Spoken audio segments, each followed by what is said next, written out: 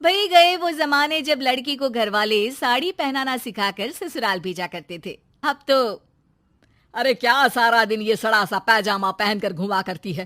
अरे कभी चुन्नी वाला सूट भी पहना कर। चुन्नी वाला सूट उसमें कौन सा बड़ा काम है। ये लो। राधा अंदर जाती है, पजामे के ऊपर ही कुर्ता और दुपट्टा डाल आती है। हैप्पी सासू माँ, अब तो पैजामे से कोई दिक्कत नहीं है ना। सास राधा को देखती है। हाँ कोई दिक्कत तो नहीं, लेकिन बहू तो बहू की तरह ही अच्छी लगती है ना। अरे बिंदी लिपस्टिक लगाया कर। अगले दिन राधा पजामे के ऊपर ऊंची सी साड़ी पहनकर तैयार होकर आती है। ससु माँ, चाय ले लीजिए। अरे राधा, ये क्या झोकर बनी हुई है। अरे साड़ी के नीचे से पजामा दिख रहा है। अरे तो कोई बात नहीं है ना ससु माँ, आप ही को तो बहू ऐसी चाहिए थी ना, बहू जैसी। अब मैं क्या करती। तभी वहां श्याम आ जाता है। अरे राधा, माँ के कहने का मतलब है कि साड़ी मतलब सिर्फ साड़ी। आप भी ना पागल हो गए हैं क्या। सिर्फ साड़ी तो सत्यम शिवम सुंदरम की जिन्नत अमान ने पहनी थी। अरे लोग देखते तो थे जी भर भर के, लेकिन आंखें बंद करके। कैसी बातें कर रहे हैं आप। अरे मोहल्ले वाले क्या कहेंगे ना। अरे बस बस श्याम, तू चुप हो जा। ये औरतों के बीच में मत बोला कर। वैसे भी तेरी बीवी को पढ़ाई लिखाई के सिवा आता क्या है। कल को सिर्फ साड़ी पहनकर निकल आई ना बाबा ना, हंगामा हो जाएगा। अरे बहू, वो कहना ये चाह रहा था कि नीचे ये तू जो पजामा सजा लेती है ना, वो नहीं पहनना है ना। राधा सास की बात सुनकर परेशान सी हो जाती है। वो समझ नहीं पाती कि उसे क्या करना है। मैं कैसे इन लोगों को समझाऊं कि मैंने बचपन से ही सिर्फ पैजामे ही पहने। मेरी शादी के दिन भी लहंगे के नीचे पजामा ही तो था। अरे किसी को पजामे से क्या दिक्कत हो सकती है।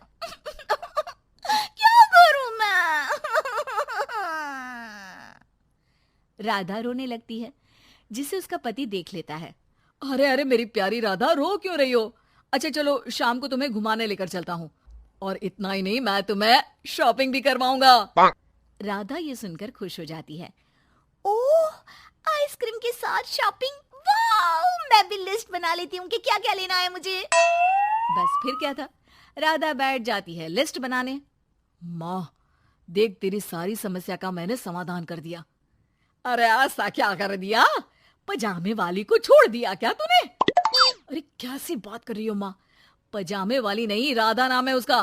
तभी डोरबेल बजती है और पड़ोस की चाची घर आती है। उनके हाथ में एक पजामा होता है। अरे मैंने सोचा कि ये कपड़ा सड़क पर गिरा था, किसी ने सुखाने डाला होगा। अब ना ये पेटीकोट जैसा था, ना ही पतलून जैसा। तभी मैं समझ गई ये राधा बहू का पजामा होगा। तो पहनती है ना ये।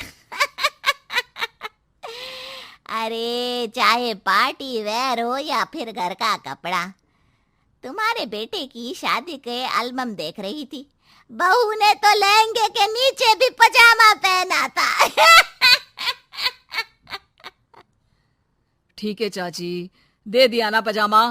अब पजामा पुराण मत सुनाओ, चली जाओ। चाचा जी के खांसने की आवाज आ रही है, जाकर पानी दे आओ उन्हें। अरे हाँ हाँ, जोरू का गुलाम जा रही हूँ मैं।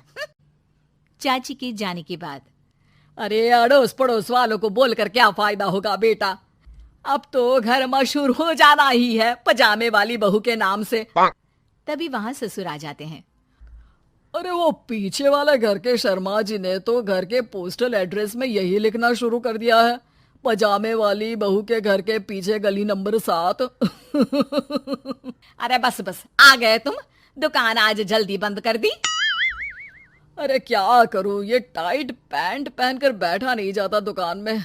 ज्यादा देर हुई तो थोड़ी देर पीठ सीधी करने घर चला आया। वैसे आज माँ बेटा साथ में क्या बातें कर रहे हैं। हाँ अरे हाँ, बातों से याद आया।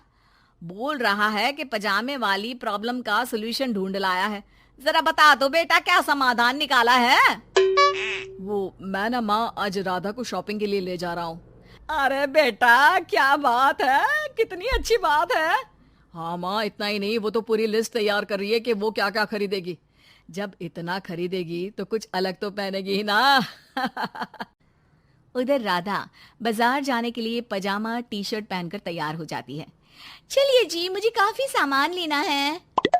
पति श्याम उसे बाजार ले जाता है, जहां राधा एक नहीं दो नहीं बल्कि 12 पजामे खरीदती है, वो भी अलग अलग रंगों के।